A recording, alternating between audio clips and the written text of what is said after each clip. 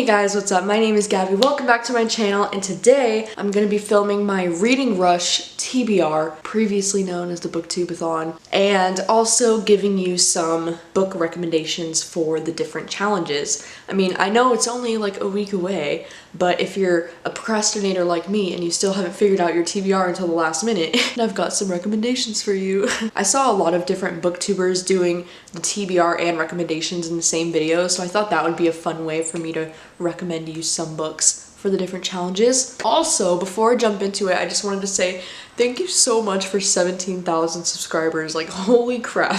It just freaking blows my mind whenever I reach a new like milestone on this channel, and I just really appreciate every single one of you, and so thank you. Mwah. Also, just to warn you in advance, my TBR is kind of a little chaotic and all over the place, and I have many different options for most of the challenges just in case I end up changing my mind about what I want to read, because that'll probably happen. So the first challenge is to read a book with purple on the cover. This one, I only have one book that I'm planning on reading for this for sure, and that is Fix Her Up by Tessa Bailey, because this is very, very purple. And it's funny because I actually had this book on my TBR for Romanceathon for reading a book with pink on the cover, because she has pink on the cover as well, and I never got around to this book.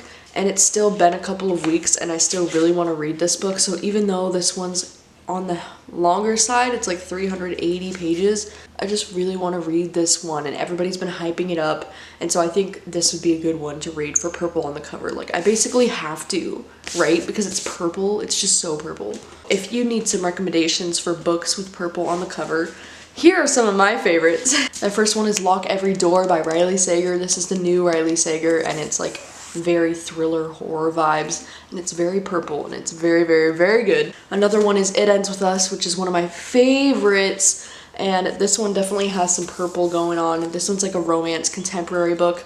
You know, this book is my reread of the month, so I might, like, if I don't end up reading Fix Her Up for whatever reason, I might read this one for purple on the cover. The next one is The Lies We Told by Camila Way. This one is an adult thriller that I really enjoyed, that is very purple. And my last one is Autobiography by Christina Lauren. This one's got some purple in there. This one's a young adult contemporary LGBT romance novel that is just all the feels. Alright, so the next challenge is a book that you meant to read last year, which is actually a super interesting challenge. Like, I really do like this one because like I do have a shit ton of books that I should have read last year. But I think the one that I'm going to be reading for this readathon is Good Me Bad Me by Allie Land, because I've had this book on my shelves for quite a bit now, and even before I got this book I had been wanting to read it for like another year. So this is one that I've been wanting to read for probably like 2 years, and I really should have read this last year. And this one's an adult thriller that follows from the point of view of a serial killer, I want to say, or like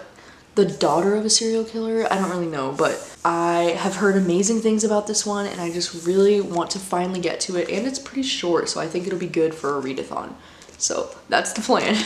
Alright, so the next one is to read an author's debut novel. I really love this challenge. I don't know why, but I really love the idea of reading an author's debut novel for a challenge for a readathon, because it's like, I feel like in some cases an author's debut novel can either be like their best book or like their very first attempt at writing and it's like not very good, but like you get to see a taste of like the author and their style, and it's always interesting to read a debut. I have two different options that I might be reading for this. The first one is The Flat Share by Beth O'Leary, which is probably the one that I'm going to be reading for this because I'm really excited about this. I've heard nothing but amazing things about this, and it's a contemporary romance. Another book that I might get to for this, that's another debut novel, is The Mothers by Britt Bennett. And the reason why I might get to this one is because it's hecka short, and this one's like a literary fiction. It's a book about community and ambition, love and friendship, and living up to expectation in contemporary Black America. So also really want to give this one a read at some point, so I might give this one a read during the Booktubeathon. We'll see. As far as some recommendations go, for me, for a debut novel, I am planning on making an entire video dedicated to my favorite debut novels in the future, so I don't want to like spoil too much, but some recent debuts that I have read that I really enjoyed is Miracle Creek by Angie Kim. This one's a really great literary courtroom thriller. And then another debut this year that I've absolutely loved is Red, White, and Royal Blue. This one is a little bit lengthier if you're doing it for a readathon, but it's 100% worth it and beautiful. Next challenge is to read and watch a book to movie adaptation. I usually love reading and watching book to movie adaptations, but I couldn't think of any lately that I'm interested in doing for a readathon. So I decided that I should go with a reread and reread one of my favorite books that I haven't actually seen the book to movie adaptation for yet. And that is A Monster Calls by Patrick Ness, because this is like one of my favorite books of all time. I read it years ago. I know that there's a movie adaptation out and I haven't seen it yet. So I guess my plan is to reread this book and then watch the adaptation finally. I was torn between either doing this one or Call Me By Your Name, because I've actually seen the movie for Call Me By Your Name, but I haven't read the book. And then this one's kind of like the opposite situation where I've read the book, but I haven't seen the movie. So it's probably gonna end up being one or the other, but most likely A Monster Calls, because I just love this book so much and I would like to reread it. As far as my recommendations go for book to movie adaptations where I really enjoyed the book and the movie, I would recommend 5 Feet Apart, Room, The Martian, Annihilation, The Hate U Give, The Perks of Being a Wallflower, and Ready Player One. Alright, the next challenge is to read a book with 5 or more words in the title.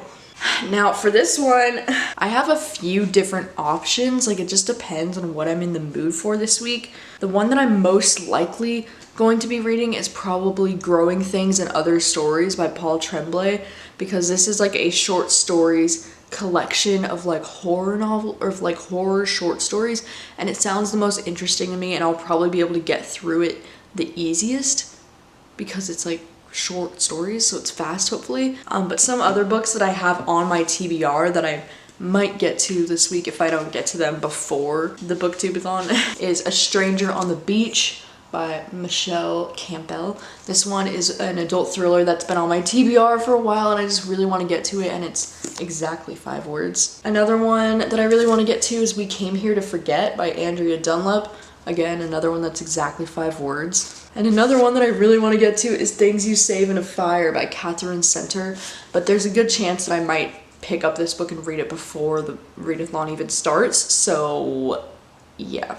But some recommendations from me for books with more than 5 words in the title is Aristotle and Dante Discover the Secrets of the Universe. Again, this one is the perfect summer read.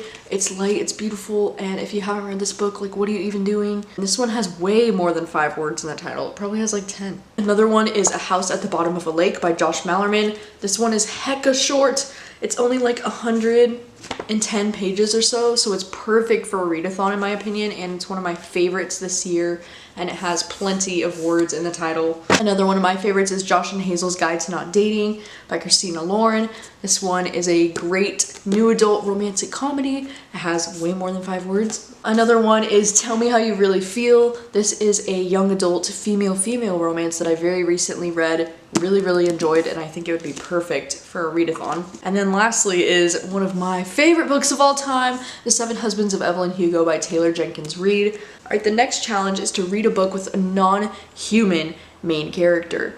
This one by far is like the hardest challenge for me because, like, if you guys watch my videos, you know that I don't really read fantasy or like anything that's like non-human. So I thought about this, and A Monster Calls actually does have a non-human main character because it's the monster, right? We're just gonna go with it, right? So I guess reading A Monster Calls will complete 2 challenges for me, hopefully. Again, I don't really have any recommendations for you because I don't really read a lot of books with non-human main characters, but the only one I could think of that might possibly count is The Humans by Matt Haig, because that one technically features an alien point of view, even though he's in the body of a human, but it's actually an alien. I don't know if that counts, yeah. And the very last challenge is to read a book sitting in the same spot the whole time, which is a fun challenge because you can like take breaks from reading the book as long as you